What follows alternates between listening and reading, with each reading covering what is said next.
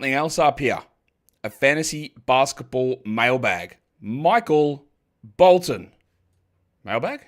Thanks, Josh. It's Michael Bolton here, and it's time for another episode of the Locked On Fantasy Basketball Podcast. Let's get to it. Let's get to it, indeed. You are Locked On Fantasy, your daily NBA fantasy podcast. Part of the Locked On Podcast Network, your team every day.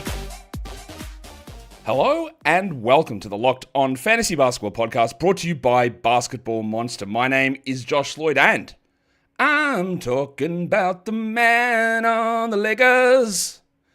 I'm asking you to say his name.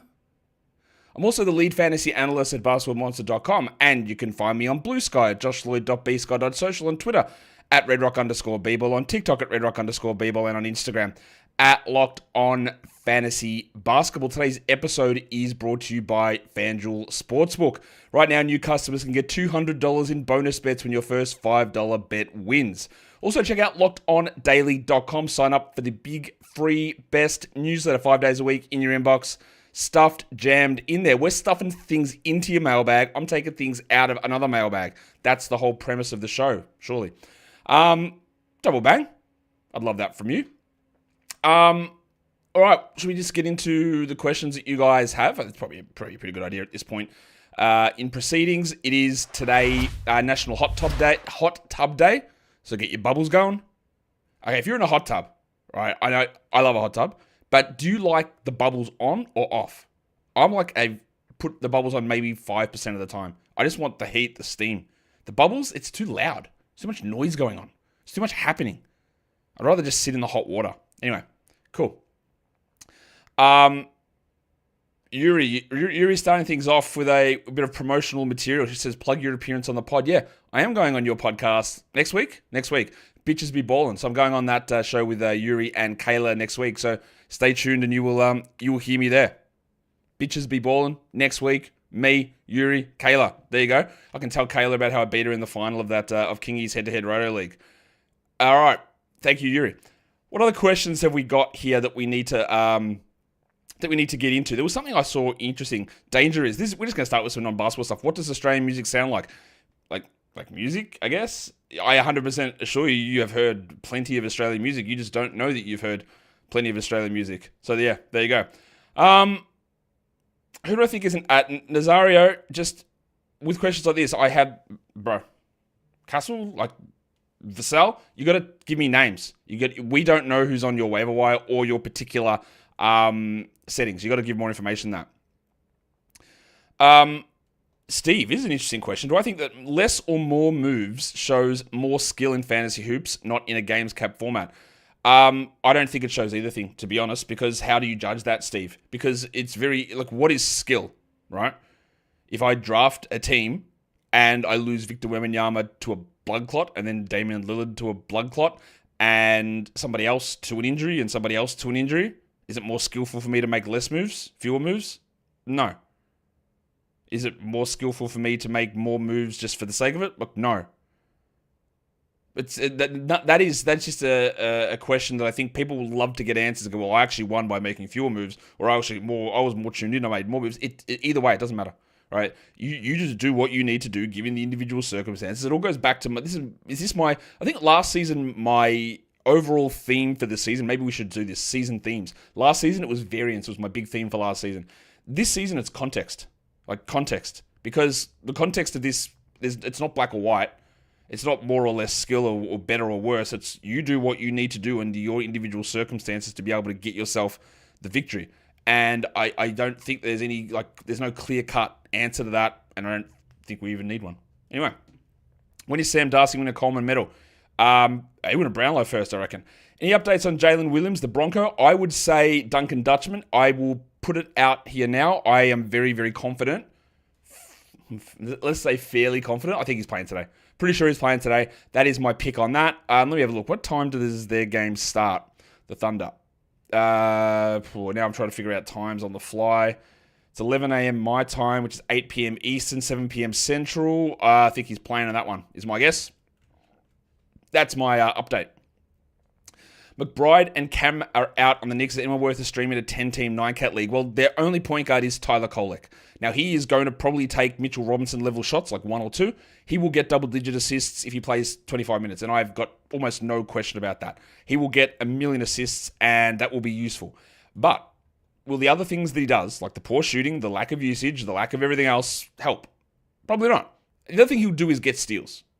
So Kolek will be the guy, but you're in a 10-team league. You are, I'm guessing, in the finals, in the playoffs right now, so many teams are inactive. There are going to be a lot of options on your waiver wire. So don't necessarily just go, a Knicks guy's out, I have to take a Knicks backup. You will have other options around, but the guy is going, oh, actually, you know what? The other option is DeLon Wright. Ooh, I forgot about DeLon Wright. DeLon Wright is an unbelievably good fantasy player, but they obviously do not want to play him that much. They played 20 minutes of Kolek last game and 12 minutes of Wright. I think both guys have 12-team appeal, maybe 10-team appeal, especially if they're 24-24 them. If they both get 24, you could get 10 assists from Kolek, you could get 3 steals and 5 assists from Wright, and both of those are very, very useful. So that's going to be incredibly interesting how they decide to do that. But in a 10-team league, there are other options sitting on your waiver wire. Is Maxey playing again? I don't know. I wish I knew. I would say no. I know they're saying the right things, and I believe they say the right things because of the player participation policy, and nurses are like, he's young, he's got things to learn. We're going to see him play a few games. You're not. I'm very certain you're not. We'll see, though. We'll see. I would be, well, he's not playing this week. I'd be very surprised if he plays next week. Him coming back for 1 or 2 games in the next week would be silly, but who knows? If I had to put money on it, and I don't, thankfully, he doesn't play, but I also don't know. Any updates on Malik Monk? He's out for the last 3 games with an illness. No, he's got an illness, and I don't know whether he plays today. I haven't heard any sort of whispers around him being available. You would think that he's getting close to that, but I know that this is a common thing that happens as well. Well, if I was sick, I wouldn't take that much time off work. No, you would. You would if you were sick. Like, if you actually were. People have this idea that everyone here in the NBA is so soft, and I think, oh, why are they sick? Because they're sick. You also, I'm going to guess your work doesn't require elite level athletic output running up and down a court. And if he was out there and he was playing sick and he couldn't get back on defense and every shot missed, you go, this guy's a bum, what's he doing? Like, I understand this idea to automatically just cast aspersions and doubt on people. Porzingis missed 2 weeks with an illness. Illnesses are bad. If you actually get influenza, do you know how bad that knocks you out? It's like 2 weeks out, easy. That is a shockingly bad disease. So I hate the word disease because it feels it's an infection. Well, I know that's sort of a disease, infectious disease. It knocks you out. So 3 games is not, it's not crazy, but I don't have an update. I don't know what he's dealing with. I'm going to guess it's respiratory, which again impacts your ability to play basketball. Yeah, no update on whether Monk is available. They're listing him questionable. I would think again that he plays, but I don't know. Von Hardy, this is back to the skill question, more or less moves. This is 100% the correct answer, and you put it more succinctly than I did. This puts a bow on it. Skill is whoever can overcome whatever their problems are. Exactly. Your problem is you've got a lot of guys out. Your problem is a different lack of skill, or you need to punt, or you need to change, or you need to come up against a different opponent, and you adjust. That is skill. 100% absolutely bang on. Is Isaiah Collier a bad stream for threes? Well, and Frank, back to this season's motto of context. The answer is yes or no. Because Isaiah Collier is going to play 27 to 30 minutes. So he's going to be out there. He will have opportunities to shoot threes. Sometimes they will go in. He's not the best shooter. But the context is going to be dependent. Who else is available on your waiver wire? Because that's what it comes down to. Is he could be a bad stream for threes because you might be sitting out there and your waiver wire might include players like Sam Merrill, Max Strus. I'm just looking at names that are playing today. Can be Luke Kennard, Isaiah Joe. Who else is a 3-point bomber that could be sitting out there? All those guys are probably going to hit more threes. But if your options push you down to Craig Porter Jr. or to GG Jackson, then yeah, it's a great stream. But it's all very context dependent. Minutes floor is strong with Collier. He's not a good shooter, but he can easily get 2 of them. He might hit 1 of them. But it all depends on who else is going to be available out there for you. Which players have changed your opinion? Generational Hater says. Good name. Generational Hater says, which players have changed your opinion on them the most from the start of the season? That's a really good question, and it is hard to answer off the top of my head. I'll take people's suggestions in the comments if there's someone that's out there. I'd say Denny Avdija has changed my opinion a little bit. I still am not... I see things that get posted about him where it's like, this guy's a generational star. The Blazers have got someone to build around. I go, if you're building around him, you're going to aim to be the Chicago Bulls and be the 9th seed. That's crazy to me, that sort of a thought process. But he has shown, albeit for like a third of the season, maybe a half of the season, he's shown this improved ability because he was quite bad to begin the season. But he has changed my opinion somewhat, where I thought that he was maybe like a 6th man, 5th starter sort of a guy, versus now I think he's a 3-4 sort of a player on a good team. So yeah, he's changed my opinion. Was it the most? I don't know. He's someone that's definitely done that. Who else has changed my opinion on them this season? There's got to be other people. I just, off the top of my head, I can't really think of which other guys have massively changed my my thoughts on them. But anyway, thank you. Have I ever considered getting Rocket City Trash Pandas gear? Yeah, it's on my list. I'm definitely getting some Rocket City stuff. There's just so many things to try and collect in terms of minor league hats. I want to get myself an Oyster Catcher hat, but they're not putting it out with the Midorous logo on it, which is annoying. They just got the bird. I'll probably get one of those anyway. But yeah, I am getting some Rocket City stuff. Is Jamal Shed locked for next week? We cannot lock anything on this team at this point. On the Raptors. Now, like I said on yesterday's recap show, they, I think, are basically locked in at that 7 seed in the lottery. I don't think they can get better or worse. So I am not certain. I don't know this. I don't know what they're going to do. Now, injury preservation is a different way to look at it, and they still might do that. But I'm not sure that we're going to get as aggressive resting of every guy sitting every second game and then getting pulled off in the fourth quarter. Giggity, if we could be so lucky. But Shed should be able to at least get 20 minutes a night, but I'm not sure he's going to get the big spike games because I think their imperative to lose is not going to be there just because they're in a spot now where it's almost impossible for them to get higher and almost impossible for them to fall lower. I don't think that's going to happen. Get more questions in. We'll come back to them. Today's episode, it is brought to you by FanDuel Sportsbook. Yeah, because now the tournament is on, March Madness, and FanDuel is giving you the chance to get in on the action like never before. Right now, new customers can go and bet $5 on FanDuel. When that $5 bet wins, you win $200 extra bucks in bonus bets. You can use the $200 extra dollars to bet on Cinderella stories, on upsets, on favorites, just stomping their opponents. You can look at who's going to win the overall competition, the tournament, cut down the nets, so to speak. Bet on your favorite color, bet on your favorite mascot, bet on the underdogs, bet on the favorites, whatever it is. Do it, and when you win, you get paid out instantly. So go to FanDuel.com and get in on the college hoops action all tournament long, and don't forget to gamble responsibly. All right, let's get into these questions a little bit more. I saw a question that's interesting. Well, there's a lot of questions that's interesting. Let's, where is it? I've got to find it now. Why is Keyonte a drop? He's still getting minutes. He's just in a slump. That's the thing, Rich Paul, who always does ask some pretty good questions on this show. If he's in a slump, right, he is still getting minutes, but not necessarily. He played like 24 minutes a game ago, and they are now back into that position where they hold the number 1 lottery seed, so I'm going to expect more shenanigans from the Jazz. If somebody is in a slump with 2 weeks and 2 days left in the regular season, and they are an inconsistent player and their minutes might be inconsistent, and you can be able to switch that player, say they're in a period of 2 games in 6 nights or whatever it is. I don't know the schedule off the top of my head there, but that player is a drop and you get somebody else in to give you more games or you get more ability there. He is not a top 75, top 80 player, Keyonte George. If you look at your roster analytically and with clarity, if he is your worst, your second worst, your third worst, or even your fourth worst player, and he is slumping and the schedule doesn't make sense, then he is a drop. When I say somebody is a drop, you do not have to drop them. It just means that when you're considering making your moves, look at that player and go, I don't need to hold him. I can hold him. I don't need to hold him. He can be expended, and I can get that value back by streaming in somebody and getting 2 games in, or another player emerges, or a random bloke like Philip Wheeler pops up and has a few good games.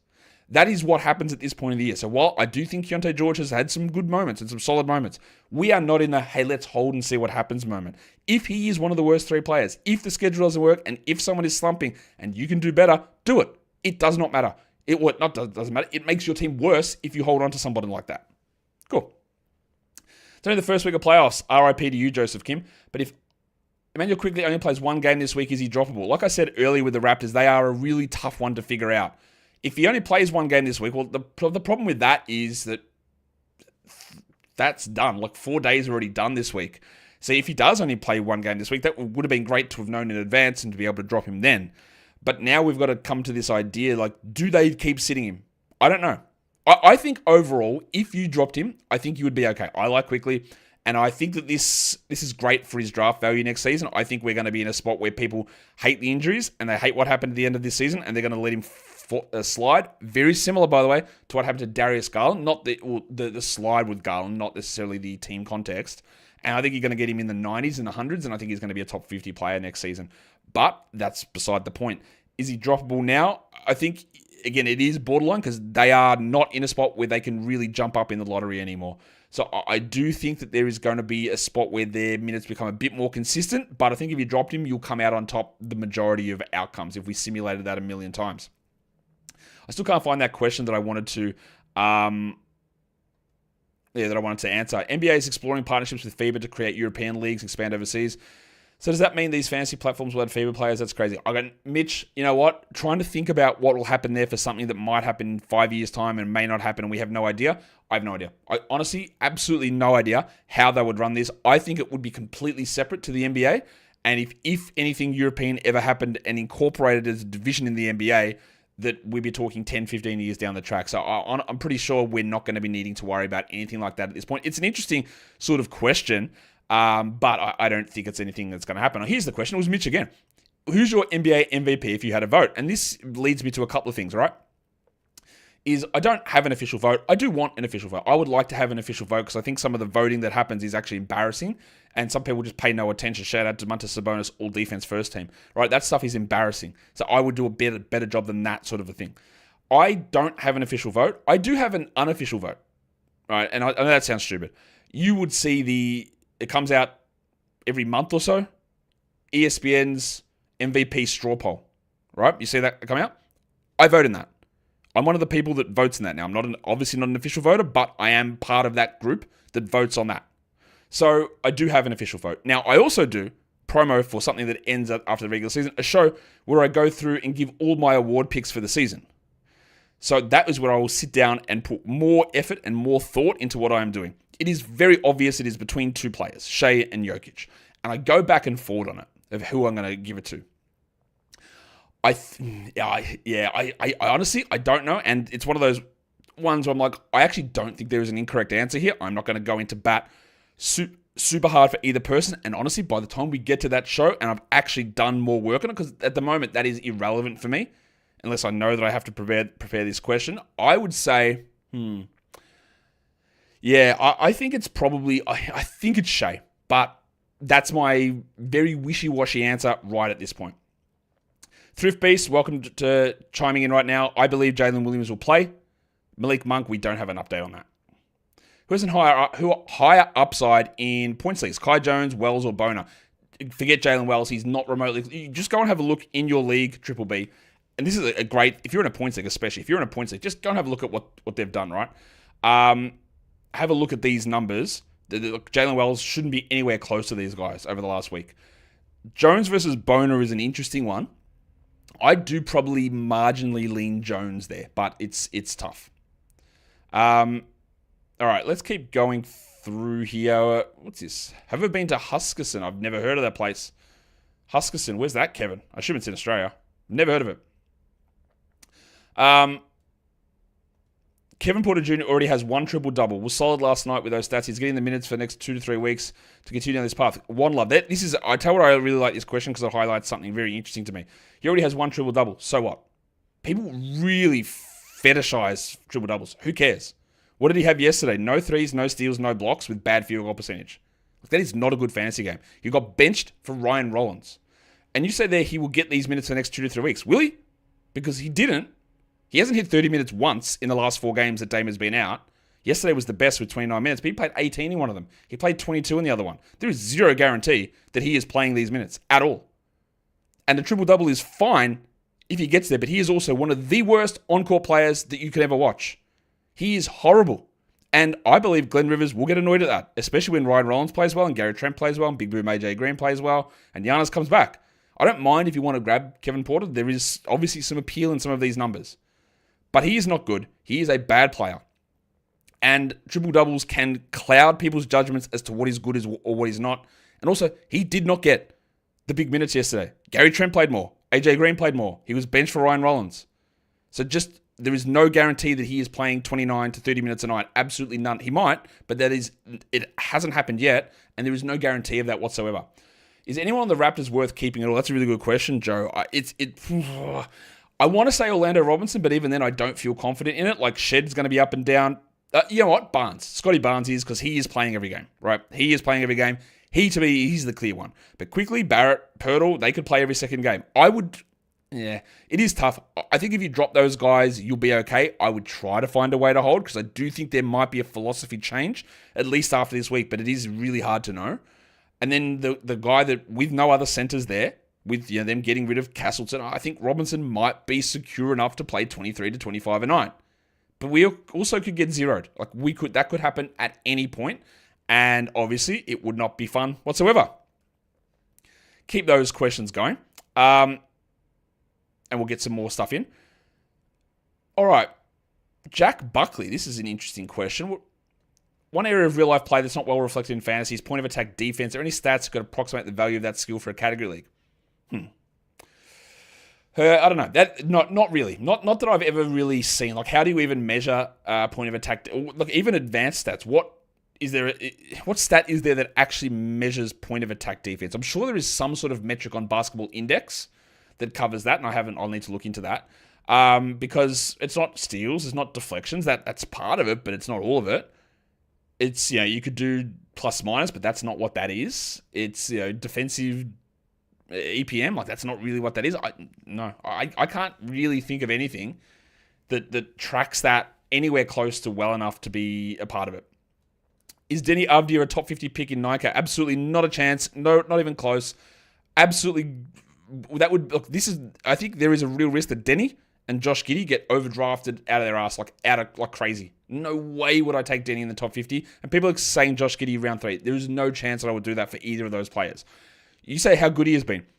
The first 4 months also count. They count in terms of what he has done. And it is worth remembering that DeAndre Ayton is out, starter. Jeremy Grant is out, starter. That counts. And we don't know what their team is going to be.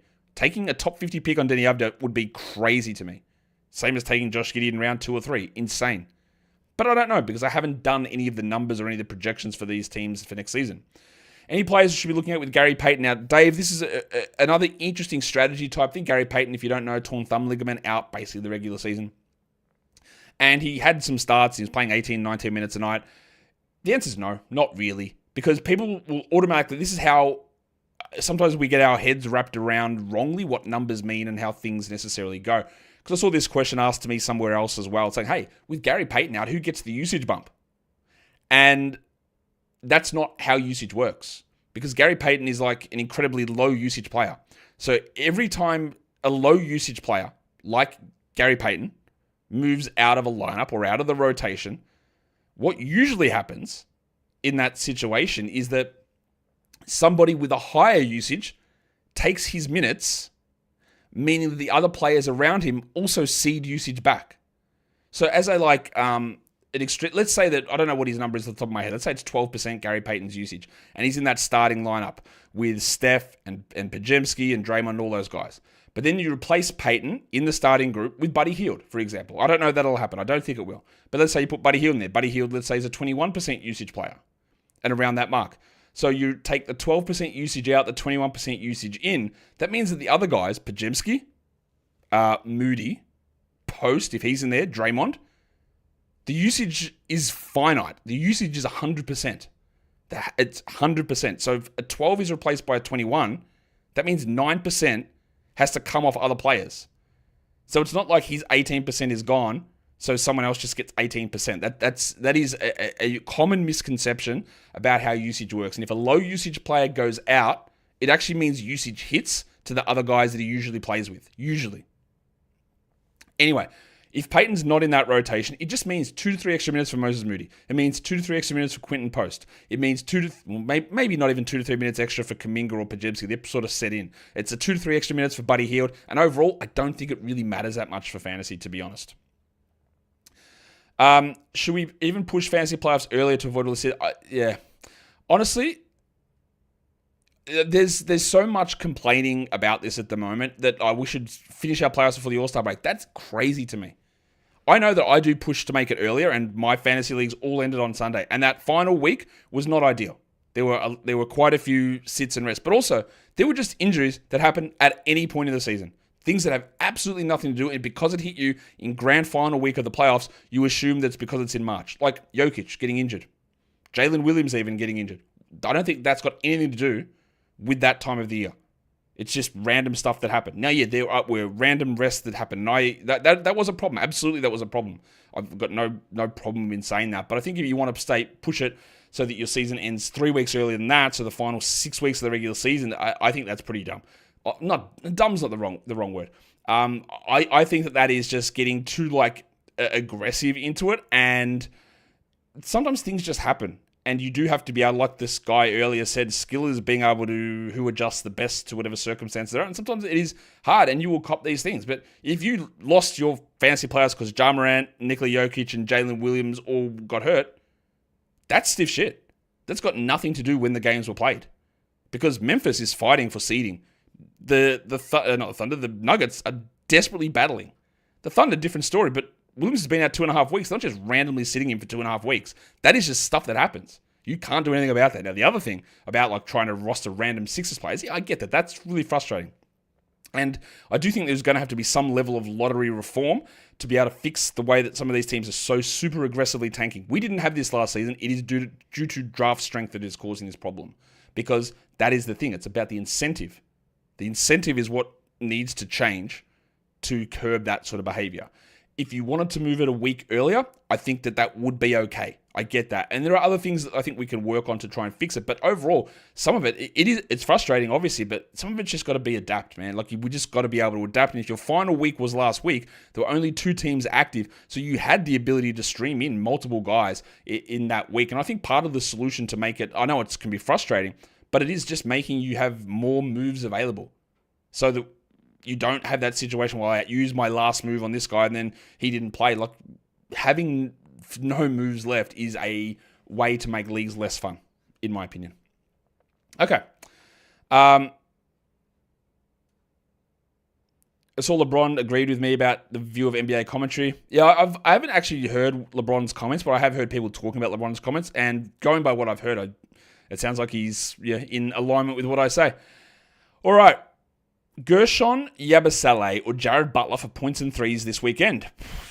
I feel more confident in Butler's ability to get points and threes. I also worry about Yabusele, who's had knee problems all season, for a random rest coming up. Okay, would I rather have OG or Grimes for the rest of the season? And yes, they're both my worst players. Paprika Finessa, let me just quickly tell you something. They are not your worst player. There is no way. Quentin Grimes, I'll say this with kindness. Quentin Grimes is a top 15 player for the rest of the season. Unless your roster is made up with players 1, 2, 3, 4, 5, 6, 7, 8, 9, 10, 11, 12, he's not your worst player. I'm very, very. You need to reassess how you're viewing these players, because there's no chance he's that. OG Anunoby's probably rolling top 50 at the moment. Let's say top 60 at best. But there's got to be someone worse on your team. There has to be. But if I had to make a decision between those two, the one who's going to rest is Grimes. So he's a drop. But again, this is a top 15 player. And I'm not even joking. I often say that players aren't very good, and the players you mentioned, I tend to agree, have players change. That's a second question that someone asked. I will do something on that probably in the offseason where I get to, because I like to be able to sit down and look at every team and go, well, what do I think here, and make that assessment. But I talked earlier about Denny as one of those guys. Off the top of my head, who else can I?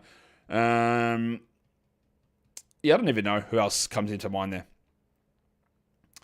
What do I think about -1, but it's best category for Roto rankings? So Cats, I'm guessing, I don't know why I called you Cats, just call you Yuri.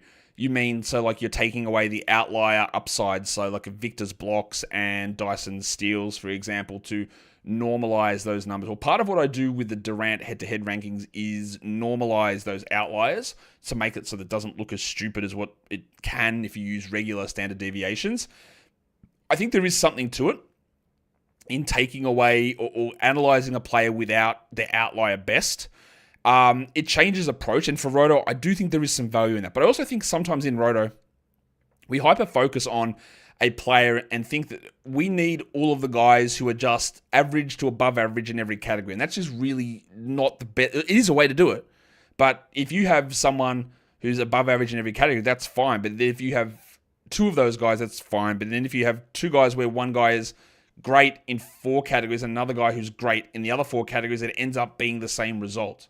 So there are multiple ways to get to that same. In the end, you want the end result of being above average in nearly every category.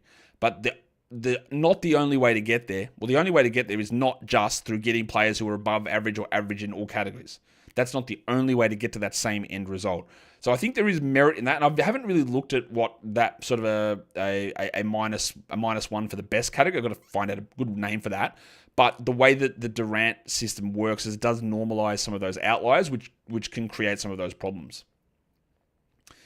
Okay. Which tanking teams do I think can be decent next year if they actually try? Depends what you mean by decent.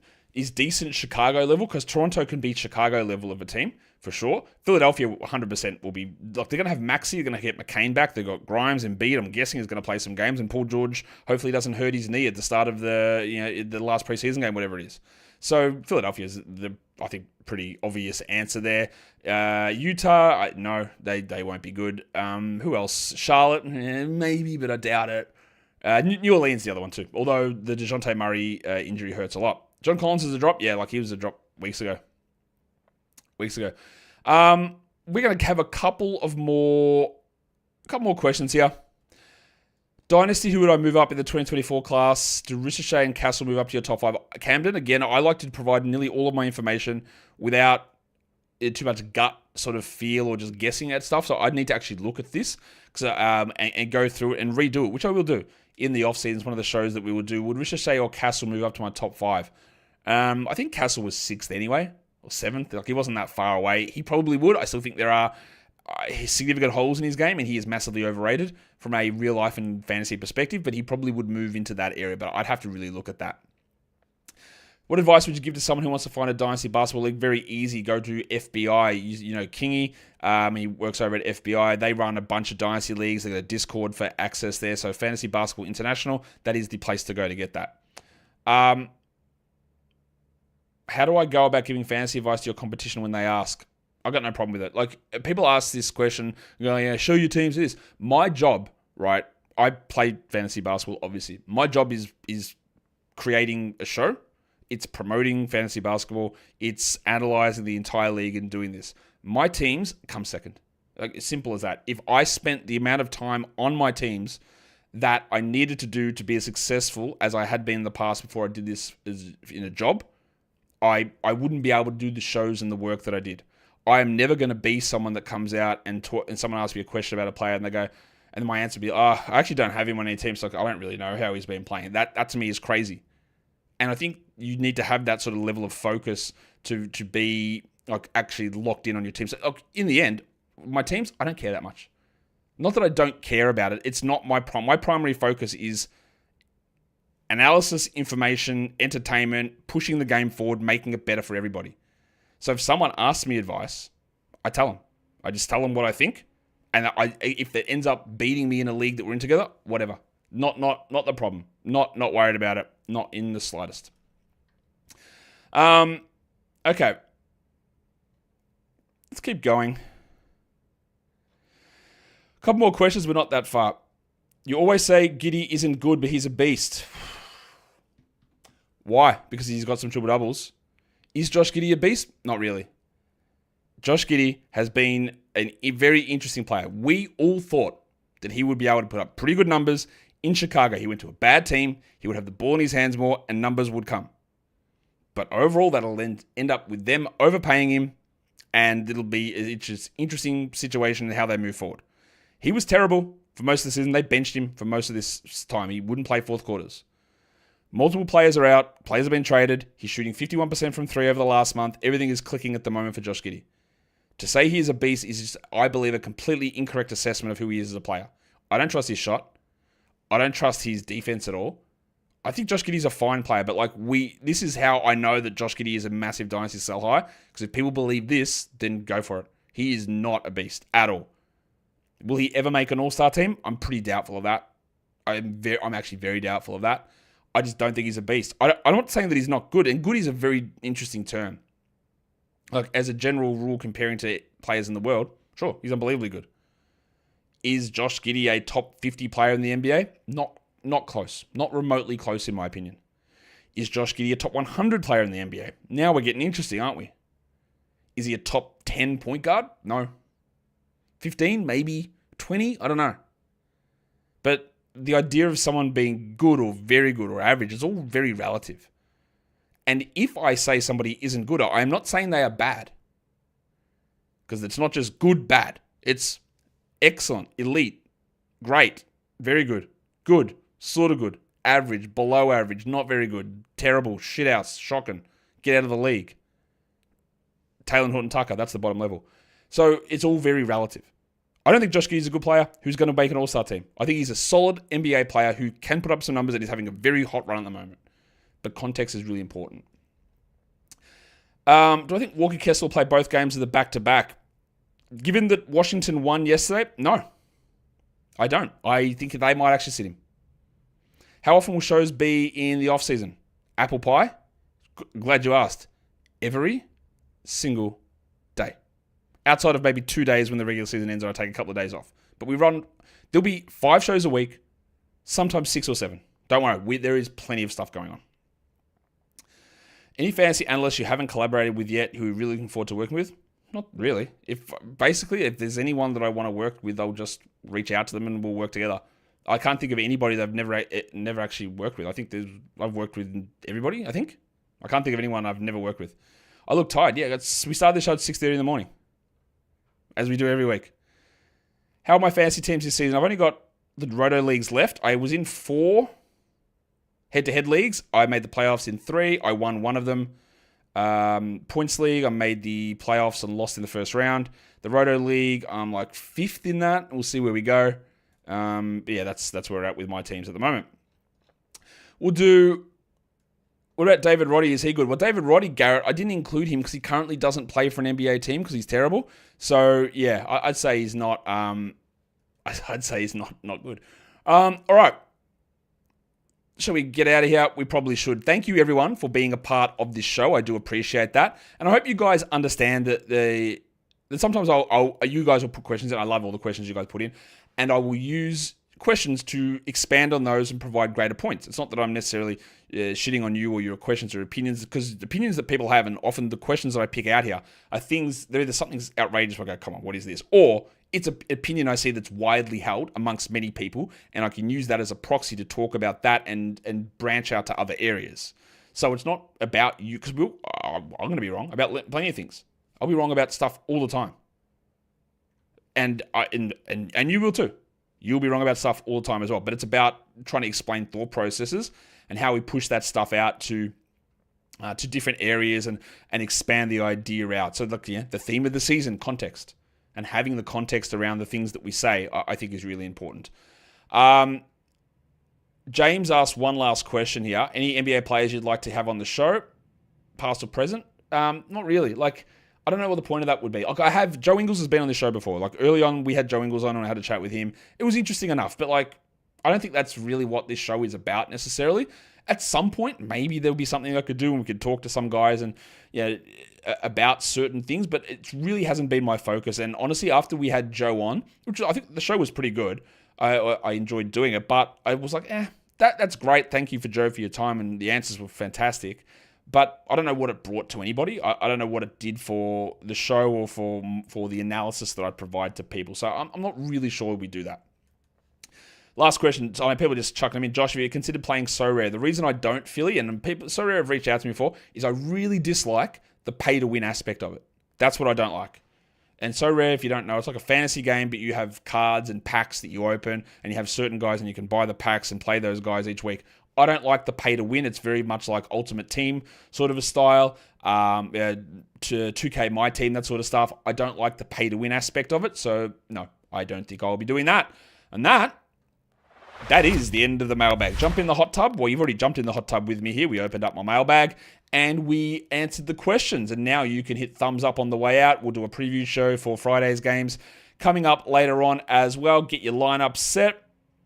Guys, we are done here. Shout out to the man on the Lakers. See ya.